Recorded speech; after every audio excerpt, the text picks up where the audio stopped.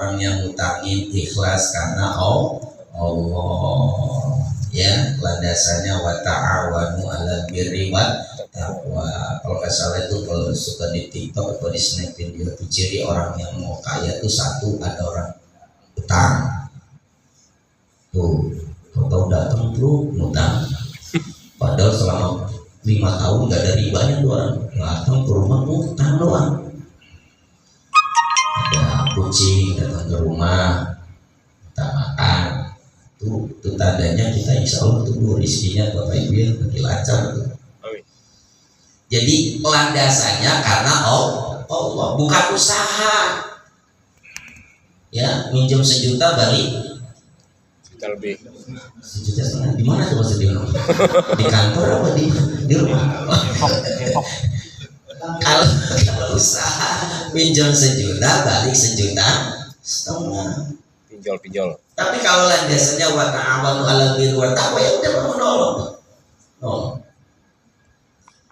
Yang kedua, laisal qardu an yu'lika aqidatahu wa dinah. Dan kalau kita ngutangi juga harus selektif.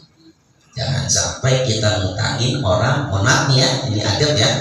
Orang ini kalau kita pinjemin malah nanti berlaku maksiat. Tadi tuh pinjem utang buat judi online. Jangan. Gitu. Atau mohon maaf, kita ngerti nih orang ini sering berutang, orang bermasalah dalam berutang, kita pinjemin lagi, itu samanya aja ngedukung dia untuk berbuat kesalahan. Itu juga harus kita lihat siapa yang berutang. Orang yang utang itu capek biasanya, betul nggak Bapak Ibu? Orang yang utangnya capek nagih. Kadang galakan yang utang daripada yang utangnya, betul ya? Betul. Aduh, pengalaman. Biasanya kalau ngutangin orang lihat-lihat, benar, karena capek. Masa kalau marah-marah, bosan marah-marah, udah. Kalau mundur-mundur nggak enak kita Pak. Mau ngedalil apa lagi kita? Tidak didalilin sama orang, udahlah samina wa atona aja jawaban saya. Paling dalam hati diem aja gitu kan. Nah, paling kalau istri dibilang udah bayar belum tuh, aduh udah nggak punya lagi kita dulu. Yang ketiga, jamaah rahimakumullah ta'ala, jika sekiranya orang yang berhutang minta ditangguhkan, ya, berlakulah tarif pada waktu itu, maka insya Allah faedahnya besar seperti yang sudah dijelaskan. Jika sekiranya tadi juga mau menyelesaikan atau menghalalkan hutangnya, itu lebih baik. Malah jadi sedekah yang besar tuh Bapak Ibu ya. Yang selanjutnya, jangan mengharapkan tambahan, apalagi tambahannya sudah diakatkan dari awal. Kalau tambahannya sudah diakatkan dari awal, itu namanya riba. Bukan hanya tambahan uang loh. Amin ya. Setiap hari anak lu gua antar ke sekolah, itu udah jadi riba. Iya, bukan hanya uang Pak. Apa tadi gua utangin? Ntar gua utang 1 juta, ntar lu gratis WP-nya dari rumah gua. Itu udah jatuh. Jadi bukan hanya 1 juta balik 1,5 juta, bukan. Maka Imam Abu Hanifah ketika bertamu dengan orang yang berutang, dia nggak mau masuk rumahnya, padahal di luar rumahnya panas, gitu. Dia nggak mau masuk ke halaman rumahnya yang ada aub-aubannya, karena dia khawatir aub-aubannya menjadi garansi dari tambahan hutang. Dia nggak mau. Jadi bukan hanya uang tambah uang, bukan, pelayanan apapun segala macam udah gratifikasi lah kalau bahasa kita ya. Kira-kira ibu bapak kalau utangnya gimana? Ikhlasnya. Tapi kalau kalau tambahan itu tidak diakatkan dan dikasih secara sukarela dari yang utang, ambil. Tuh, utang 1 juta, atau bawa 1 juta, itu kan kopi mah kecil Pak. Ayam ricis, wis apa nih Pak? Iya, terima kasih. Kenapa nggak lebih dari itu?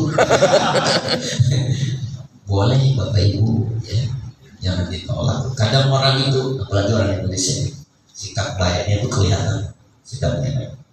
Ya, terus kita kasih. Ya, gitu. Kalau misalnya nggak ngasih apa-apa, ya udah, memang kita landasannya mencari pahala dari Allah Subhanahu wa Ta'ala. Itu nabung aja lah. Bahasa saya sih nabung bin aman gitu ya. Itu pahala lancar.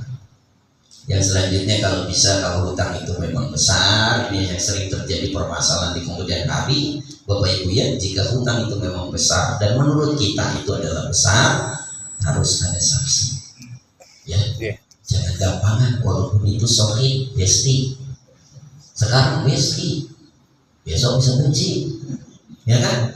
Nah, perlu ada bukti. Karena suatu saat nanti ketika nanti kita mengklaim orang itu punya hutang dan kita tidak ada bukti, nggak bisa kan kita mengklaim. Udah pernah dibahas kan dulu tuh bab dakwah. Kalau orang yang berhutang mengklaim seseorang punya hutang kepadanya tetapi tidak membawakan bukti bayaran, maka tidak diterima komplain. Makanya coba lihat di dalam surat Al-Baqarah 282 kan, disuruh tulis, disuruh dicatat konsekuensinya, yumlil itu kan, datangkan 2 saksi, laki-laki 2. Kalau nggak ada laki-laki berarti laki-laki 1, perempuan 2. Kalau zaman sekarang pakai apa? Hitam di atas putih. Kenapa? Itu tadi ya, namanya hati bisa bolak-balik. Diam semua ini. Jauh. Berutang semua. Sesuai anggaran loh. Yang selanjutnya Ibu Bapak jangan kaku jika ya. Jika sekiranya hutang kita dilimpahkan oleh orang lain, gitu ya. Ya udah, misalnya si A menghutangi si B akhirnya nggak bisa bayar, tapi si C temannya si B itu mau bayarnya, terima lah. Jangan sampai ada apa namanya,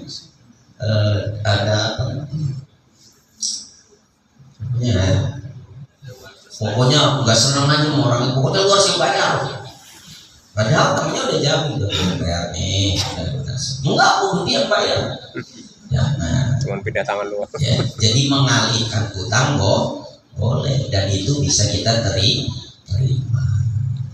Ya gitu Bapak Ibu ya.